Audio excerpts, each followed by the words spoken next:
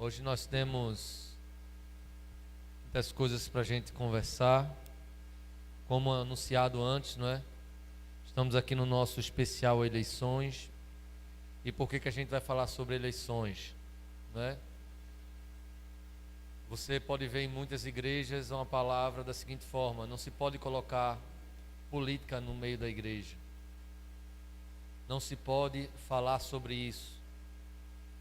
E muitas outras coisas que você talvez tenha escutado durante esse ano inteiro, eu quero falar para você. Mas a primeira coisa que eu quero deixar claro para todos vocês aqui: por que nós estamos falando sobre política essa noite? Por que nós vamos separar um culto, não é? Um dia de ajuntamento para falar de política? Primeiro, porque a Bíblia fala sobre governantes. A Bíblia fala sobre a gente se preocupar, orar e entender como os governantes, eles governam, não é? E se você for compreender um pouco comigo, no tempo bíblico não existia democracia. Você está comigo? No tempo bíblico não existia aquilo que nós vivemos hoje, que é uma democracia, que, na minha opinião, é o pior sistema de governo que se existe, não é? Por quê, pastor? O senhor é contra a democracia? Não, não sou contra, mas para mim é o pior. Por quê? Porque pessoas maus podem ser maioria. E na democracia vence a maioria. E você tem que aceitar você sendo minoria. Se democracia fosse algo criado talvez por Deus, o reino não seria reino, seria a democracia celestial. Mas é o reino de um rei justo. Você está comigo? Assim como também o reinado de um rei que não é justo traz muitos danos para o povo. E nós vamos ver isso aqui essa noite. Então, em todo e qualquer sistema de governo, aquele que está governando, a primeira premissa que devemos ter, que ele deve ter, é ser uma pessoa temente a Deus. Porque seja você numa democracia, num reinado, oligarquia, seja em vários outros sistemas de governo que existem, se quem for o cabeça não for uma pessoa temente a Deus, todo o povo vai padecer por causa disso. Você está comigo? Mas primeiro vamos colocar algumas bases aqui, porque que nós estamos falando sobre política essa noite. 1 Timóteo capítulo 2, versículo 1 e 2, queria que você abrisse aí comigo. 1 Timóteo capítulo 2, versículo 1 e 2 fala o seguinte: antes de tudo, recomendo que façam súplicas, orações, intercessões e ações de graças por todos os homens, pelos reis e por todos os que exercem autoridade, para que tenhamos uma vida tranquila e pacífica, com toda a piedade e dignidade. Sabe que o apóstolo Paulo, ele está dando recomendações à igreja na qual Timóteo era o pastor, dele incentivar e orar as pessoas a orar por todas as pessoas, mas também pelos reis e autoridades. Agora, orar para quê? Orar para que eles tenham discernimento, sabedoria, para que o povo consiga viver em paz. Aí eu vou dizer para você: será que o povo da Ucrânia estava orando? Será que o povo da Rússia estava orando? A Rússia é um país de grande maioria católica ortodoxa, né, de ortodoxos. Aí eu faço mais a sociedade, a juventude, a grande maioria de pessoas com menos de 30 anos, de 30 anos para baixo, na rua, são pessoas totalmente promíscuas. Totalmente promíscuas. Coisas que desagradam ao coração de Deus, no meio da grande parte da sociedade russa, está impregnado algo que não agrada a Deus. Aí eu digo: será que o povo estava orando ou se entregando às paixões carnais?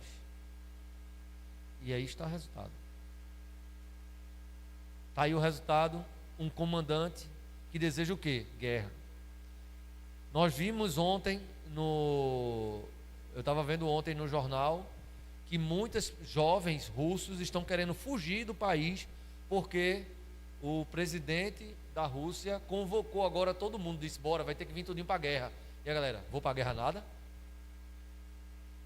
Muitos ali estavam saindo do país e foram presos. Ney, vai sair não, vai se apresentar no quartel, vai para o campo de batalha, e lá muitos vão morrer. Sabe por quê? Porque ao invés de estarem orando pelos seus governantes, ao invés de escolherem correto os seus governantes, o que é que eles estavam fazendo? Se entregando às suas paixões carnais. Aí a resposta. Olha o que é que a Bíblia nos ensina sobre. Orem por todos os homens, pelos reis e por todos os que exercem autoridade, para que tenhamos uma vida tranquila e pacífica. Se você não orar pelo seu presidente, independente de quem seja, depois desse mês, a gente não vai ter uma vida pacífica e tranquila. Aí eu digo, se a igreja detém a chegada do anticristo, que é muito pior do que qualquer presidente, governador, que quer que seja, como é que as orações da igreja não podem deter a atuação de um presidente maligno? Você está comigo? De um prefeito ou de um governador maligno. Mas olha a importância da igreja estar em oração. Por que a igreja deve se excluir de política? Não deve, irmãos. Se a gente tivesse prefeitos, governadores, presidentes cristãos de verdade, estaríamos muito bem. Mas agora, de uns anos para cá, que muitos vieram a atentar para isso. Depois que a bagaceira está feita. Que nós vemos aí as nossas crianças sendo atacadas todos os dias, vemos nossas escolas com ideologias erradas. Por quê? Porque nós não nos levantamos na hora que deveríamos nos levantar, achando que não podíamos confundir ou misturar política com aquilo que cremos. Se o próprio Deus fala, através da sua palavra, que nós devemos orar por esses para ter vida tranquila, o que é que nós não vamos fazer? Vamos para o próximo capítulo agora, Romanos capítulo 13, versículo 1 e 2. Todos devem, Romanos 13, 1 e 2, todos devem sujeitar-se às autoridades e governantes, pois não há autoridade que não venha de Deus. As autoridades que existem foram por Ele estabelecidas. Portanto, aquele que se rebela contra a autoridade está se opondo contra o que Deus instituiu. E aqueles que assim procedem trazem condenação sobre si mesmos. O que eu quero falar com você? Independente de quem ganha essas eleições, você precisa honrar os seus governantes, porque foi Deus quem instituiu não a pessoa, mas sim o cargo. Você está comigo? Apesar de que nós vamos, no final, vou dar um choque em vocês com algumas coisas que Deus fez, que muitas vezes a gente não compreende, porque Deus, Ele é Deus e a gente quer pensar por Deus, e Ele sabe as melhores coisas, amém? Mas a Bíblia está falando sobre o que aqui? Governantes. Está falando sobre pessoas que nos governam. Então, mais uma prova de que a igreja não pode se esquivar do governo. Vamos lá. Hebreus também, capítulo 13, versículos 6 e 7, fala o seguinte: é por isso também que vocês pagam imposto, pois as autoridades estão a serviço de Deus, sempre dedicadas a esse trabalho. Deem a cada um o que lhe é devido, se imposto, imposto, se tributo, tributo, se temor, temor, se honra, honra, amém? Então aqui ele está falando de diversos tipos de autoridades, desde as humanas até as eclesiásticas, mas você entende que ele está falando aqui sobre você pagar os seus impostos e seus tributos. Então nós não devemos dever nada ao nosso governo, amém? Mas pastor, eu pago o meu IPVA, que é um imposto, é um tributo, e não ajeitam as ruas, é cheia de buraco. Não importa, se você quer ter carro, você tem que pagar. se eles, os governantes, eles não fazem aquilo que devem ser feito para cuidar do povo, não é com você, irmãos. Deus vai ter com eles. E esses vão ser muito cobrados. Você está comigo? Agora vai lá para Lucas capítulo 22, versículo 25 e 26. Fala o seguinte: Jesus lhe disse: os reis das nações dominam sobre elas, e os que exercem autoridade sobre elas são chamados benfeitores. Mas vocês não serão assim. Ao contrário, o maior entre vocês deverá ser como o mais jovem, e aquele que governa como aquele que serve. Então Jesus aqui também ele está citando e falando sobre reis, autoridades, governadores. Por que ele não falava sobre presidente? Por que Jesus não estava falando sobre presidente? Porque Israel era uma monarquia, ela tinha um rei. Você está comigo? Então o rei ele era a autoridade máxima, tá? Então, por que nós devemos falar sobre política dentro da igreja? Porque a Bíblia fala sobre isso. A Bíblia fala sobre sistemas de governo da quais nós devemos nos submeter. E o nosso sistema de governo, ele é político, ele não é geracional, ele não é hereditário. Por exemplo, você viu agora, a rainha da Inglaterra morreu. Todos acompanharam? A rainha da Inglaterra morreu. Quem virou o rei? Teve uma eleição para o rei? Teve política para escolher o novo rei? Não, aquilo ali foi hereditário. Então o filho dela, mais velho, assumiu.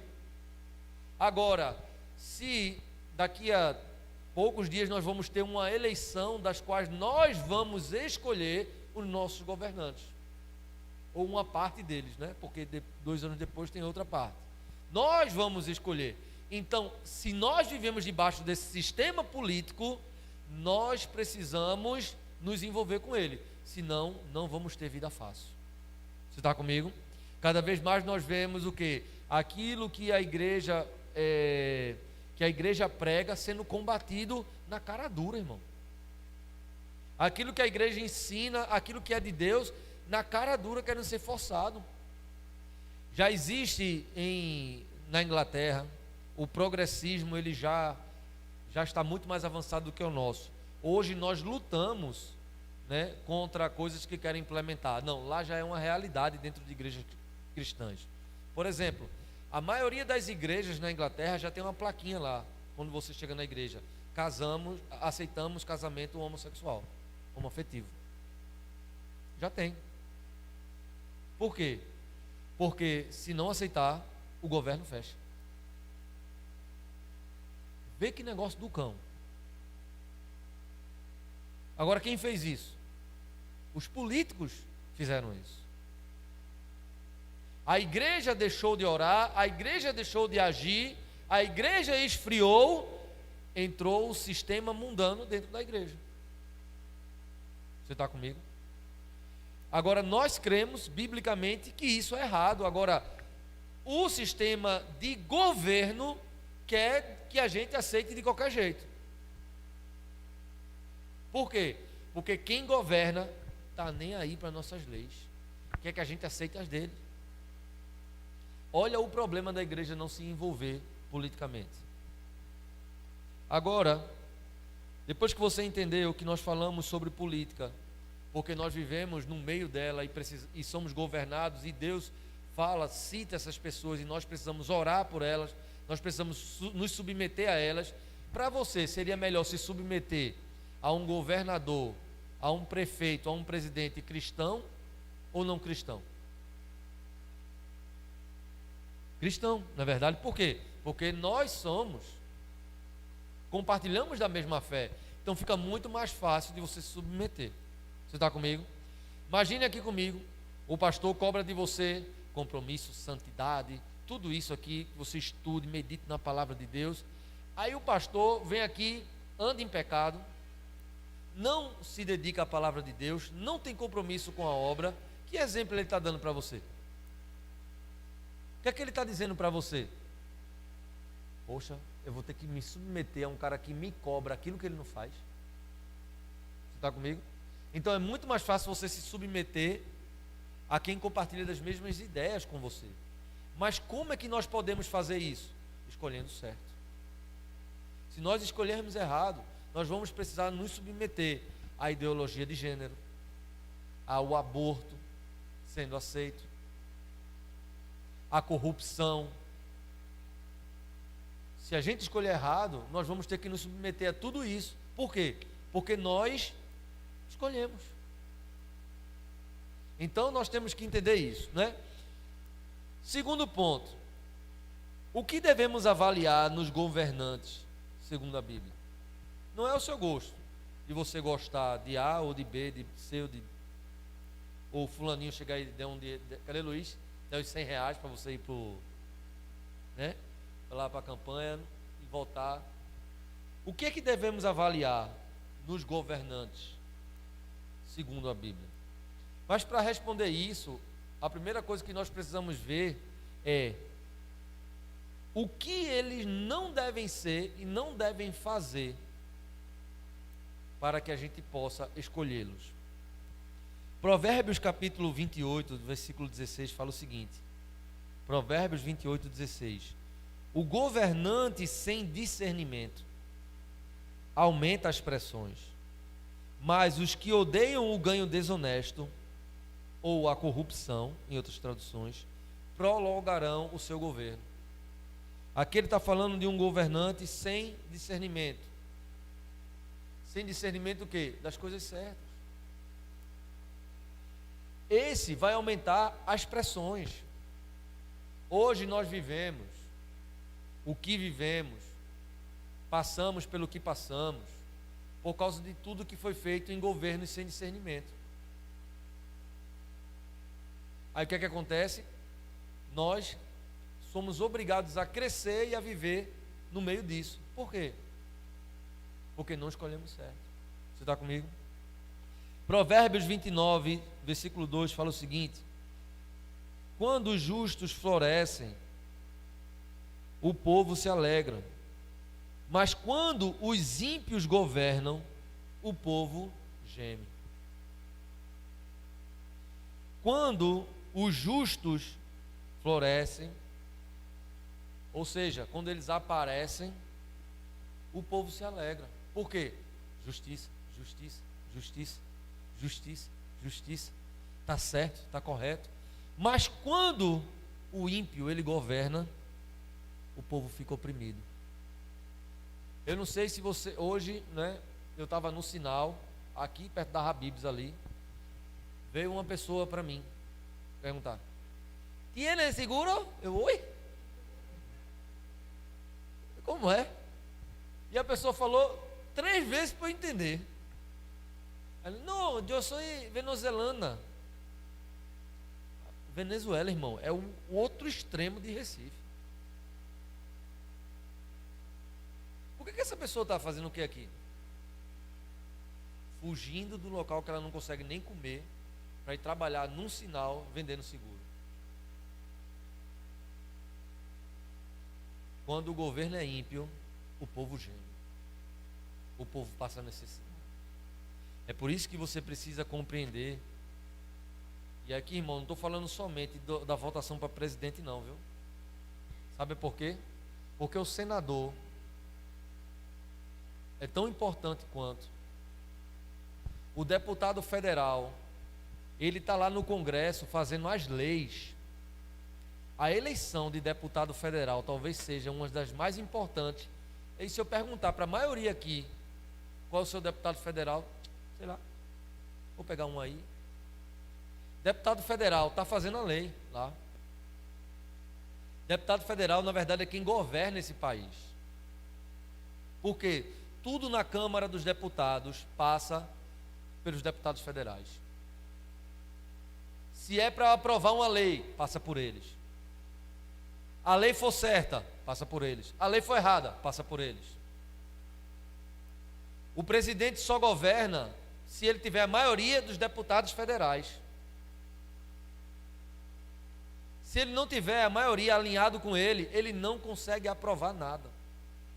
Não consegue avançar em nada. Aí o que acontece? O povo geme, o povo padece.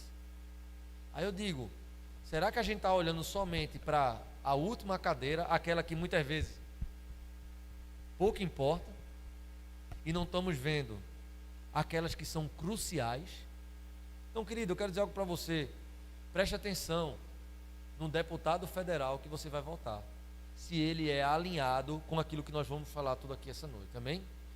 Da mesma forma, o deputado estadual também é muito importante, porque dentro do teu estado de Pernambuco também existem leis que são diferentes, e essas leis dentro do estado também são aprovadas por esses cabas, os deputados estaduais.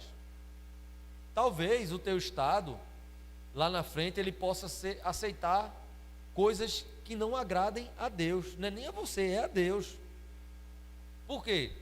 Porque a gente aceitou 100 conto do cara que pagou o nosso gás, que ajeitou a nossa casa, que fez aquilo outro, porque é nosso amigo. Não é amigo, pô, o que importa é o presidente. Não,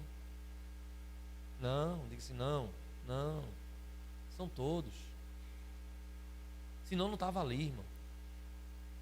Aí a gente, eu sei lá quem é que eu vou votar para deputado, eu vou votar em qualquer um. Querido, é uma besteira que você faz. Você precisa ver quem é o cara que você vai votar, se o cara está de acordo com a tua fé, de acordo com o temor ao Senhor, que é o principal dos motivos. Então, olha, se você ainda não escolheu, vá pesquisar a partir de hoje, vá procurar um candidato para deputado federal e deputado estadual cristão, que está alinhado com aquilo que você crê, amém?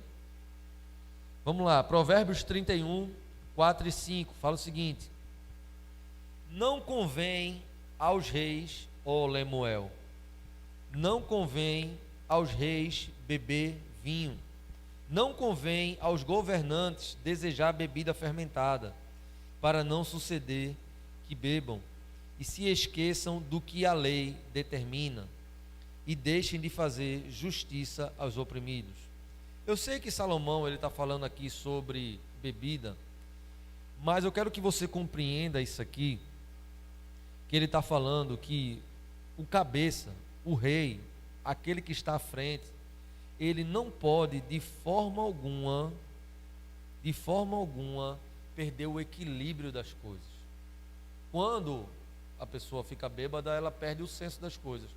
Quando a pessoa não tem equilíbrio em nada, ou seja, ela não tem o direcionamento correto na cabeça, o que é que vai acabar acontecendo com ela? Ela vai acabar se esquecendo da lei e vai deixar de fazer justiça aos oprimidos. Nós vemos a guerra que o Brasil está hoje politicamente. Sabe por quê? Porque homens maus estão no poder. Homens que não estão sóbrios no seu entendimento estão no poder. E eles, o que é que eles fazem? Se esquecem do que é a lei, se esquecem, apagam, olham diferente para o que é verdade, e eles fazem o quê? Deixam de fazer justiça para aqueles que são oprimidos. Então você precisa entender em quem você vota. Então, o segundo ponto é: o que é que nós devemos avaliar nos governantes, segundo o que a Bíblia fala? Para onde é que eles estão indo? Quem são eles? O caráter deles. Você está comigo? Agora, eu quero que você entenda algumas coisas aqui. Sabe que o cabeça, ele traz consequências, porque ele é o cabeça e ele tem uma unção sobre ele, que acaba derramando-se sobre aquilo que ele governa. Por exemplo, a autoridade máxima no nosso país é quem? É o presidente. Você está comigo? É o presidente. Então, se o presidente, não é, que tem autoridade sobre esse país, ele não consagrar, não andar segundo as leis, o temor do Senhor, o juízo de Deus vai vir sobre esse país. Sendo você o melhor crente que existe, mas vai vir sobre o país. Por quê? Porque nós escolhemos quem nos governa. E tem uma responsabilidade sobre quem está lá. Abra comigo aí em 2 Reis, capítulo 17, do versículo 1 ao 21. 2 Reis 17, Preste atenção nisso aqui, que isso aqui vai ser muito importante para você compreender a importância de você entender em quem você deve votar.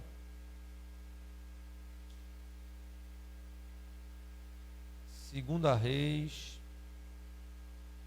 17, a partir do versículo 1. No 12º ano do reinado de Acais, rei de Judá, Oséias, filho de Elá, começou a reinar e reinou sobre Israel em Samaria 9 anos. Olha o versículo 2, o que ele fala aqui, ó. Fez o que era mal aos olhos do Senhor, porém, não como os reis de Israel que vieram antes dele. Presta atenção no que ele está falando. Ele está dizendo que o rei Oséias, não é? Ele fez o que era mal aos olhos do Senhor. Ele está falando do povo inteiro. Ele está falando do rei. Ele está falando do cabeça. O problema é que aqui muitas vezes o povo não tinha mais como escolher, porque era um reinado. Então, se a descendência do rei anterior fosse um cabo alinhado com o Senhor, beleza. Se não fosse, tinha que sofrer as consequências até ele morrer e passar e ver se o próximo iria restaurar a aliança com o Senhor. Só que no nosso sistema de governo, nós temos a oportunidade de escolher. Por isso devemos escolher correto. Por isso devemos fazer da forma certa. Porque se não escolhermos certo, nós podemos passar por aquilo que nós vamos ver aqui daqui para frente. Versículo 3. 2 Reis 17, 3. Salmaneser, rei da Síria, fez guerra contra Oséias, e este ficou sendo servo dele e lhe pagava tributo. Ele fez mal, o que era mal aos olhos do Senhor, e aí veio um rei da Síria, fez guerra contra ele, e ele já começou perdendo o dinheiro dele todinho. Teve que pagar tributo, ou seja, ele tinha que dar dinheiro para o rei da Síria para poder ficar em paz. Ele tinha que pagar mais. Por quê? O livramento do Senhor não chegou. Deus permitiu que o rei da Síria viesse, dominasse ele, e ele tinha que pagar para viver em paz. Eu não sei se você começa a encaixar algumas coisas, mas quanto a gente não paga até hoje para viver em paz? Quanto não teremos que pagar se fizermos as escolhas erradas? Mas vamos continuar. Oséias tinha mandado mensageiros a Sol, rei do Egito, e não pagava mais tributo ao rei da Síria, como posteriormente fazia de ano em ano. Por isso o rei da Síria prendeu Oséias e lançou num cárcere. Depois o rei da Síria passou por toda a terra, foi até a cidade de Samaria e a sitiou por 3 anos. No 9º ano do reinado de Oséias, o rei da Síria conquistou Samaria e levou os israelitas para a Síria.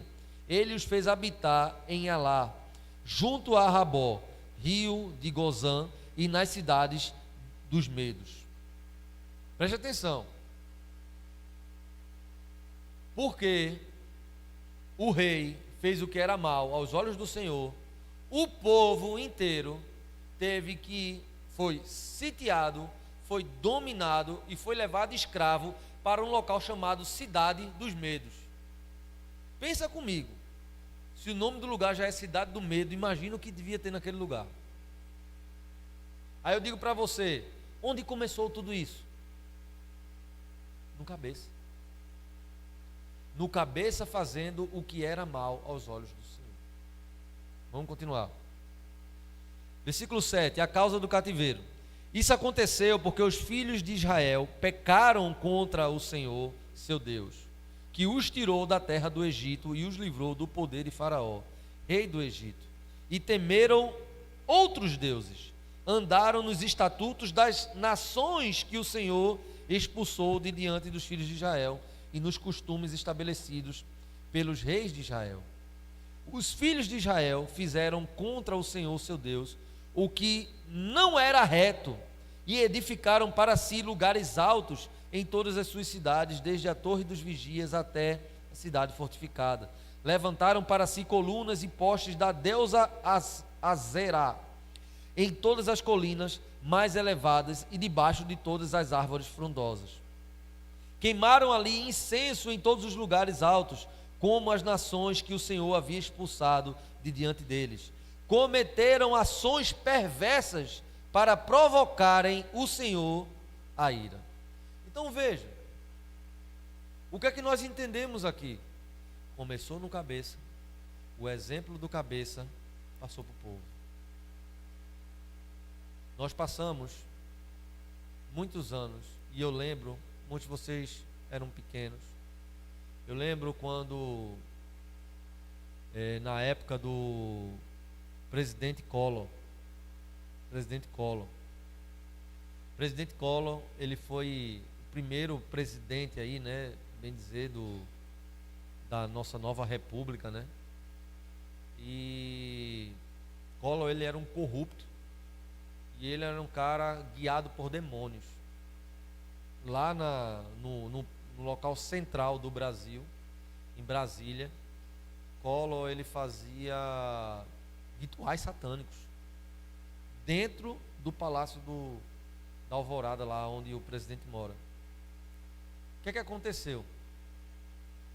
A poupança é como todo dinheiro que você tem no banco. Imagina, teu dinheiro no banco que você trabalhou foi retido para poder o país pagar a dívida dele e poder crescer. Mas com o teu dinheiro trabalhado. Sabe por quê? O cabeça.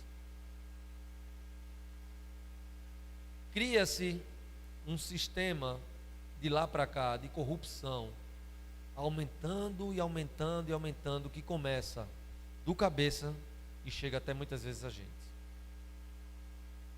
Quantas e quantas vezes nós não somos tentados a ser corruptos? Quantas e quantas vezes nós não somos tentados a ser o pior? Por quê? Porque muitas vezes o Brasil não tem jeito não. O brasileiro tudo dá um jeitinho. Tudo tem malícia. Começa dos cabeças. Começa lá de cima. De querer. Aí eu digo, se eu e você não formos os revolucionários que vamos escolher pessoas certas para nos governar, porque olha, não adianta se isentar. Não adianta dizer, não, prefiro votar nulo e branco. Não, querido. Você tem que achar, no mínimo, uma pessoa que concorde com a sua fé, ou que seja, no mínimo, temente a Deus. Porque se a pessoa é temente a Deus, você já tem muito.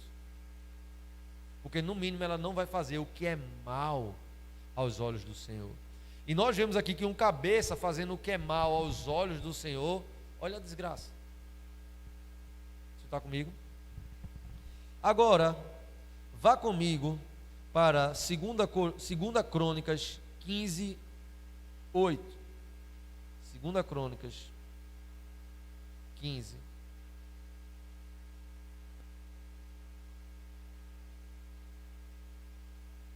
Vamos partir do versículo 1. 2 Crônicas 15, versículo 1.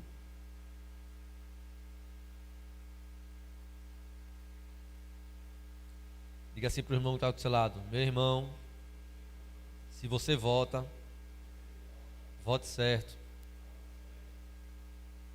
Vamos lá.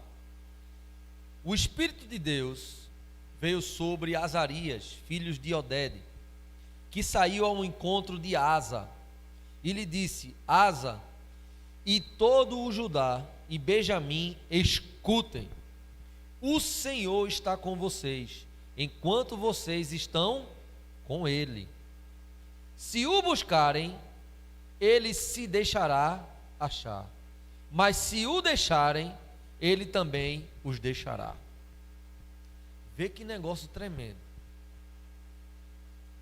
O profeta chegou lá para o rei Asa, que estava sendo empossado, e disse: olha o seguinte, preste atenção nisso aqui em mim. O Senhor está dizendo para você: se vocês o buscarem, Ele estará com vocês. Mas se o rejeitarem, ele vai abandonar vocês. É isso que ele está dizendo aqui.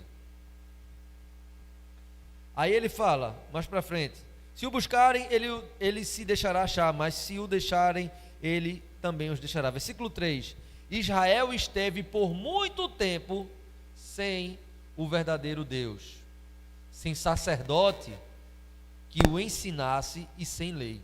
Mas quando na sua angústia eles voltaram ao Senhor, Deus de Israel, e o buscaram, foi por eles achado. Naqueles tempos não havia paz,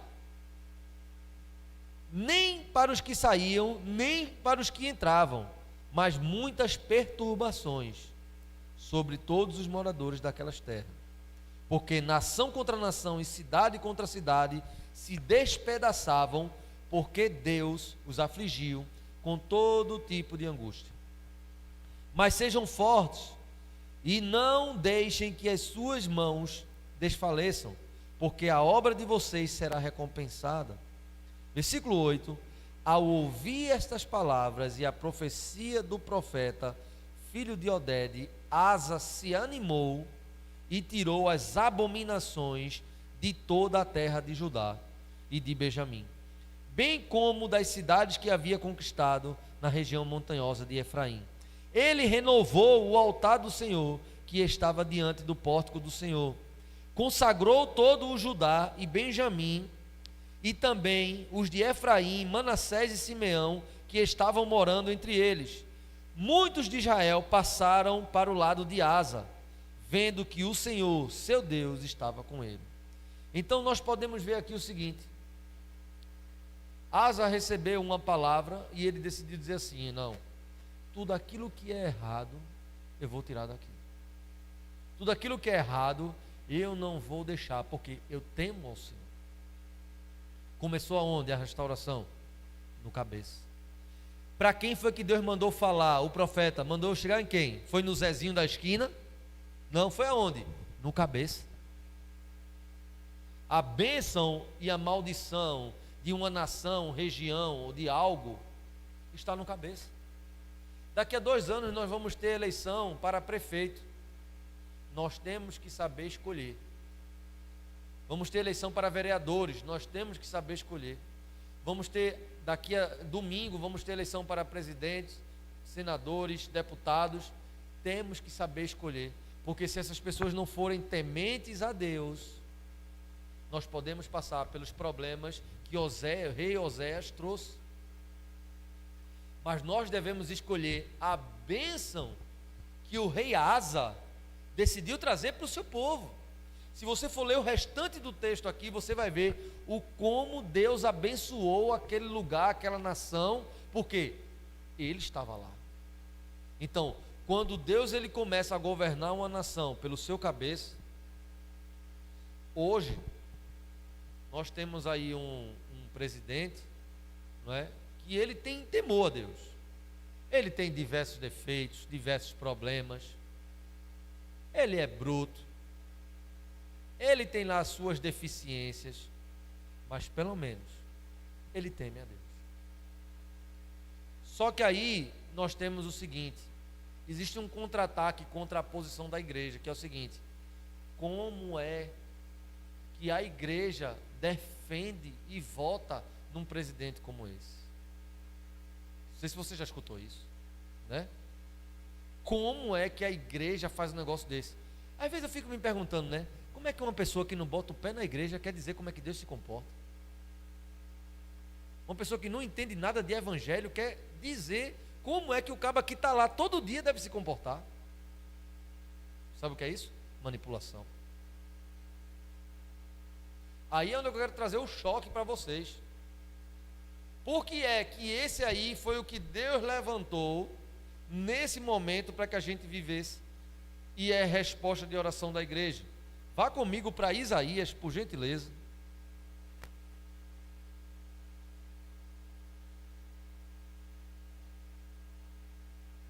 Versículo 44. Isaías 44, versículo 28.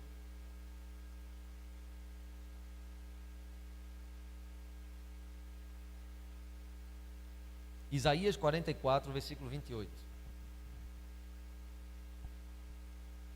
Aqui Isaías ele está falando, trazendo uma profecia da parte de Deus. Eu digo a respeito de Ciro, ele é meu pastor e cumprirá tudo o que me agrada. Sabe quem falou isso? Deus falou isso através do profeta. Eu digo a respeito de Ciro, ele é meu pastor e cumprirá tudo o que me agrada. Antes da gente continuar, deixa eu dizer para você quem é Ciro. Não é Ciro o candidato, não. Para você não achar que deve votar em Ciro. Esse Ciro aqui é Ciro o Grande, rei persa, homem maldoso, homem de guerra. Se você for fazer uma pesquisa aí, né, no Google, pesquise lá depois Ciro o Grande, você vai ver as atrocidades que Ciro fez.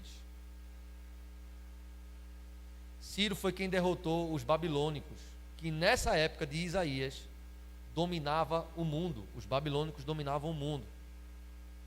Aí eu digo, existe um sistema babilônico hoje dominando o mundo, um sistema maléfico. Só um capaz de bater de frente com esse sistema é que pode derrubar.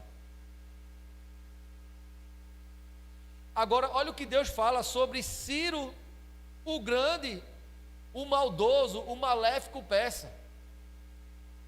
Eu digo a respeito de Ciro, ele é meu pastor e cumprirá tudo o que me agrada. Como é que Deus tem a ousadia, a capacidade de pegar um homem mau desse jeito como Ciro e dizer: esse é o meu pastor e vai fazer tudo o que me agrada? Como Deus é mau, como Deus ele é terrível. Deus, na minha concepção, é amor.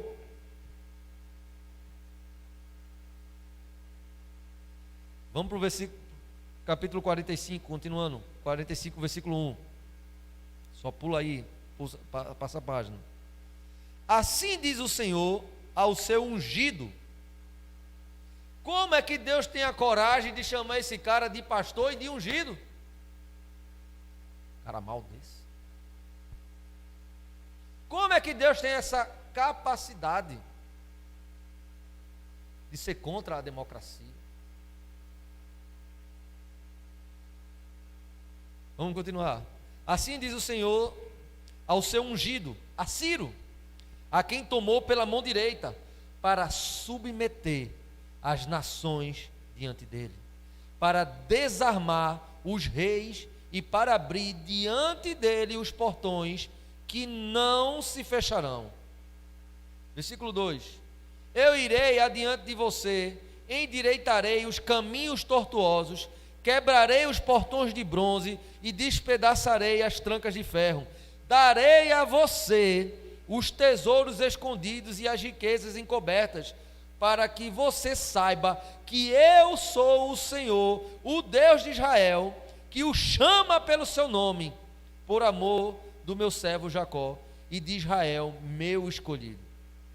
Eu o chamei pelo seu nome e lhe dei um título de honra, mesmo que você não me conheça. Olha o versículo 5. Eu sou o Senhor e não há outro além de mim, não há Deus. Eu o cingirei, mesmo que você não me conheça, para que se saiba, desde o nascente do sol até o poente, que além de mim não há outro. Eu sou o Senhor e não há outro. Eu formo a luz e crio as trevas, promovo a paz e crio os conflitos. Eu, o Senhor, faço todas as coisas. Versículo 8: que os céus gotejem lá do alto e as nuvens chovam justiça, que a terra se abra e produza salvação, e juntamente com ela brote a justiça eu, o Senhor, as criei. Preste atenção. Ele pega um cara, Ciro o Grande, e diz assim: tu és o meu pastor, tu és meu ungido, eu te cingirei, eu irei na frente, eu vou te dar riquezas. Cara mau. Por que ele não pegou um profeta de Israel? Por que ele não pegou um guerreiro de Israel? Alô?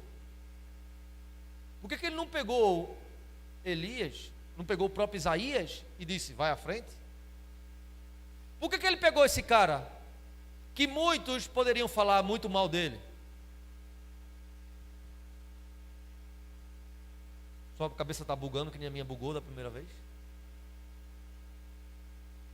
Por que é que Deus pegou o cara mau e disse: tu és o meu pastor, tu és o meu ungido, tu és aquele que vai na frente?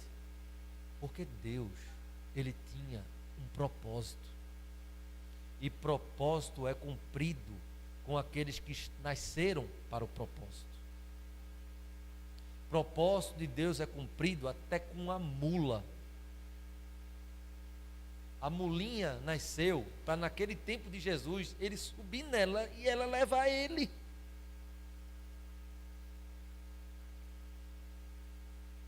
Quando alguém chegar para você e te questionar coisas desse tipo, fica tranquilo.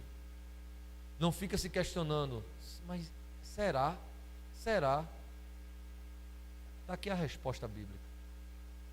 Deus, ele tem um propósito para cada pessoa. Sabe quem era Ciro? Se você for estudar, eu fui fazer o dever de casa. Eu fui estudar. O cabo era brabo mesmo, era macho. Sabe Sylvester Stallone nos filmes do Rambo? Era ele, papai. Ele não comia parada para ninguém. Aí vai botar lá um pastor, né, com as ovelhinhas, vai brigar contra um exército, vai levar pancada, papai. Foi o que Deus fez. Não é para derrubar o exército babilônico.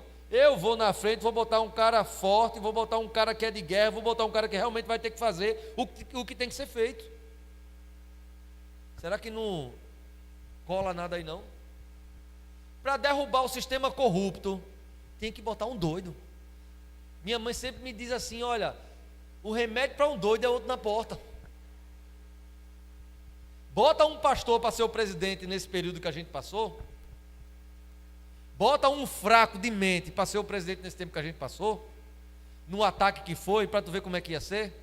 Já tinha deixado de lado, meu velho. Quem está lá está com a graça do Senhor, porque a igreja orou por isso. Deus respondeu a oração. E, meu irmão, não é comum acontecer o que aconteceu para estarmos aqui hoje. Não é normal. Não é normal. Não se questione, porque Deus, ele tem propósito na vida de pessoas. Mas não é crente, mas não é isso, aquilo outro. Deus pegou um matador aqui, meu velho. Aí deixa eu te dar mais um alento para você. Nós temos que entender que a gente votar em pessoas que são contra a nossa fé é um problema. Existem governantes que creem no aborto. Você está comigo? Creem no aborto.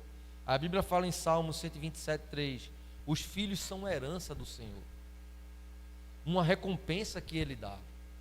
Aí chega uma pessoa e diz assim: mas e o filho de um aborto? É o quê?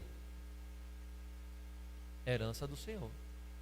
Porque Deus não está dizendo que somente os filhos de um casamento legal, de um casamento onde todos os dois esperaram, casaram, fizeram tudo certinho e tiveram filho, somente esses que são bênçãos. Senão, quantos malditos não existiam? Aí deixa eu dizer para você, o rei que foi estabelecido segundo o coração de Deus, que foi Davi, ele nasceu de uma escapulida do pai dele. Achou a mãe dele lá, numa festa. Aconteceu, ele nasceu. Ele era o filho bastardo. Davi. Homem segundo o coração de Deus, rejeitado por todos. Deixa eu dizer algo para você.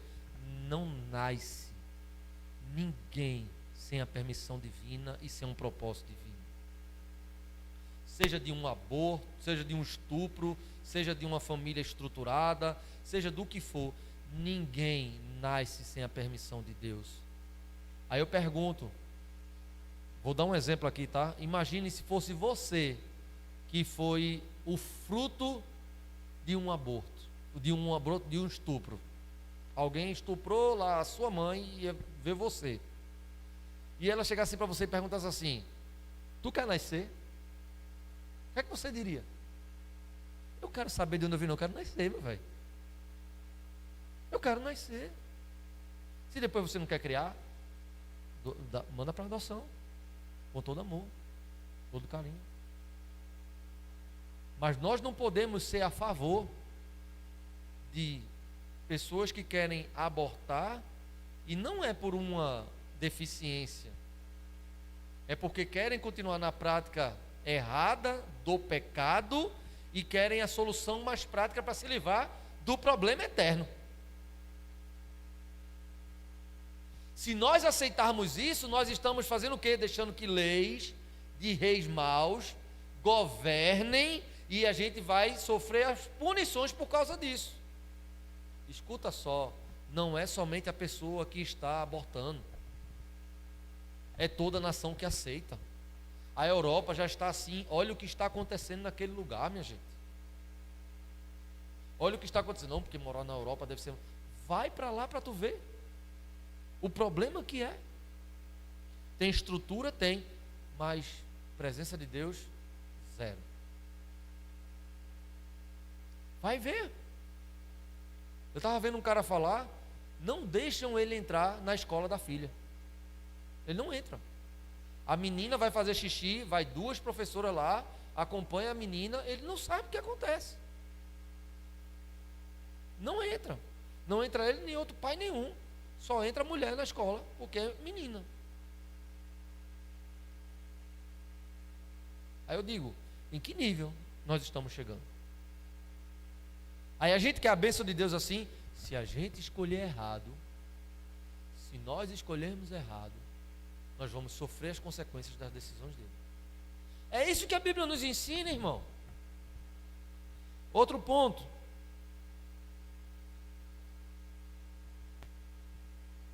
Homossexualismo ou LGBT. O que se querem passar para a gente? É normal. Suave. Tranquilo. Essa semana tem uma escola na minha rua lá. Semana passou eu e Priscila.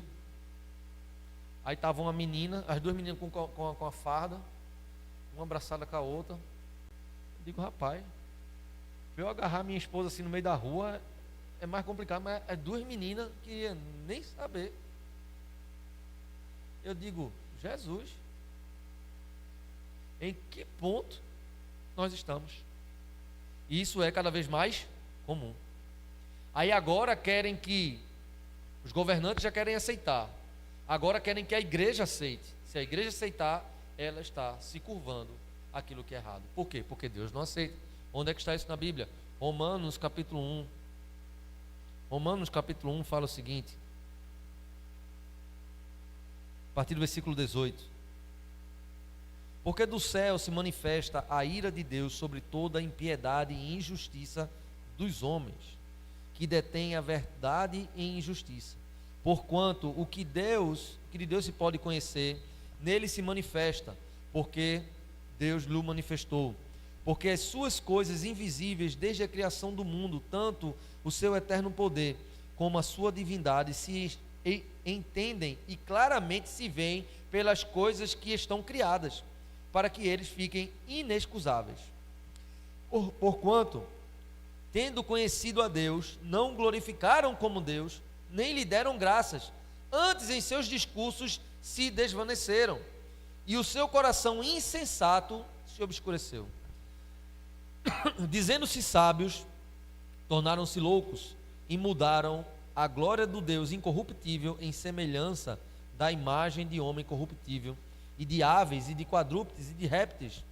Por isso Deus também os entregou as concupiscências dos seus corações, a imundícia para desonrarem seus corpos entre si, pois mudaram a verdade de Deus em mentira e honraram e serviram mais a criatura do que o Criador, que é bendito eternamente.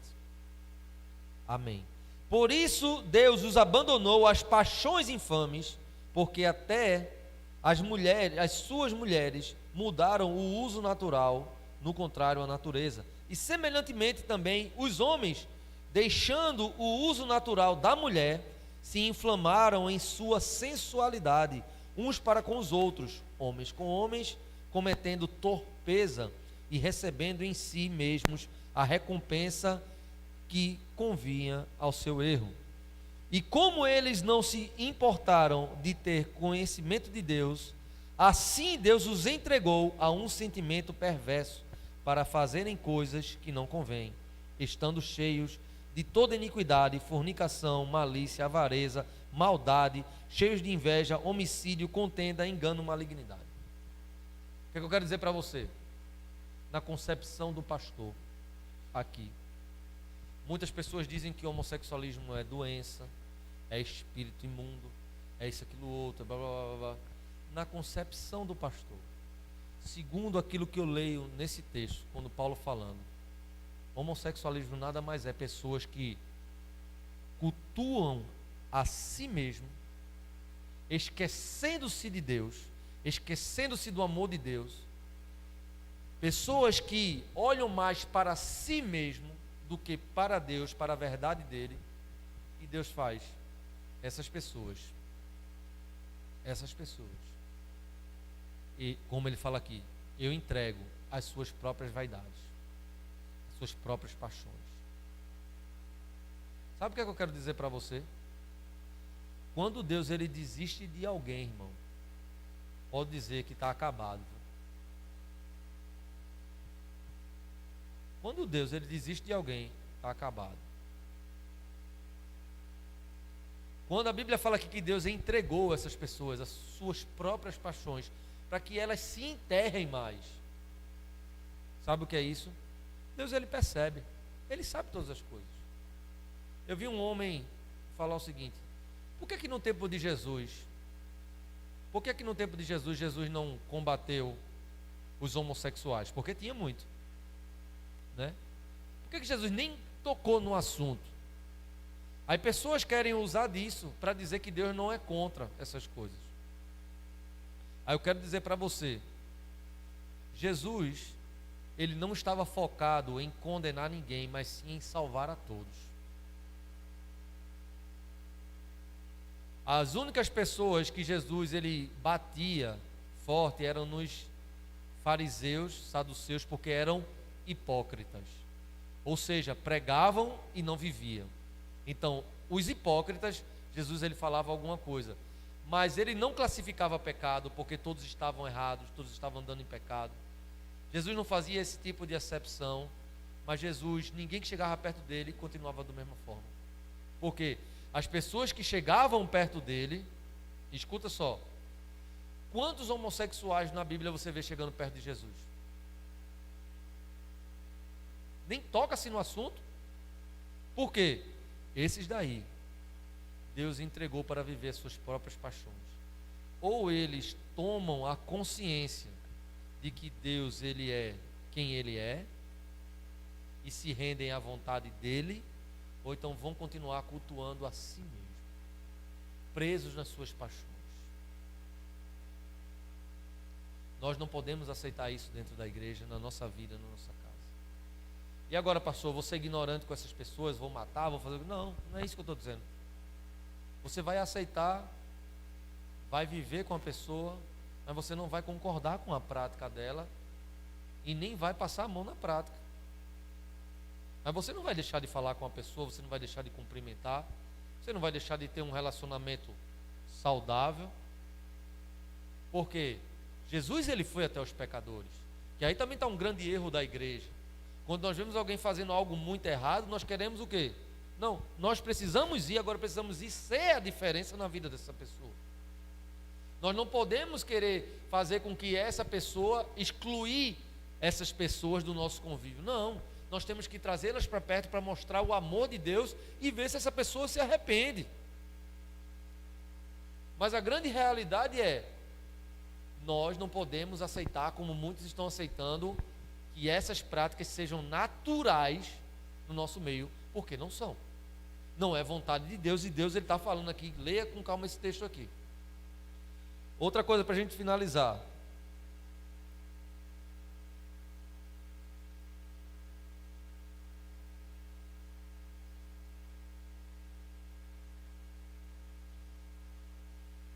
Ideologia de gênero, pessoas que são contra a família, comunismo, todas essas coisas.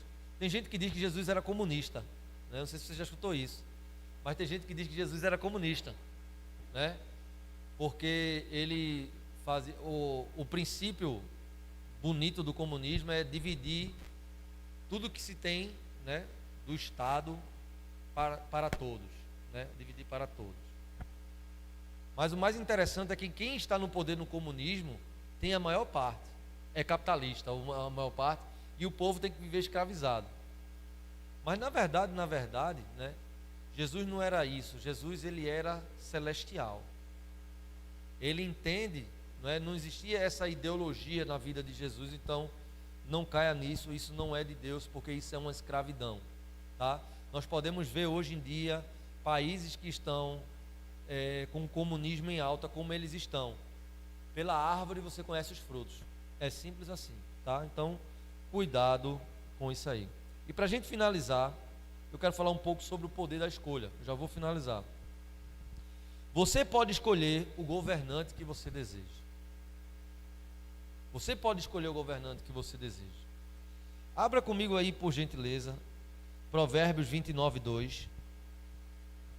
Provérbios 29:2 fala assim: quando os justos governam, o povo se alegra. Quando os perversos estão no poder, o povo geme. Agora vai para o versículo 4, Provérbios 29:4. Ele fala o seguinte: o rei justo traz estabilidade ao país, mas o amigo de impostos leva à ruína. Quem lisonjeia o seu próximo está armando uma rede para os seus pés.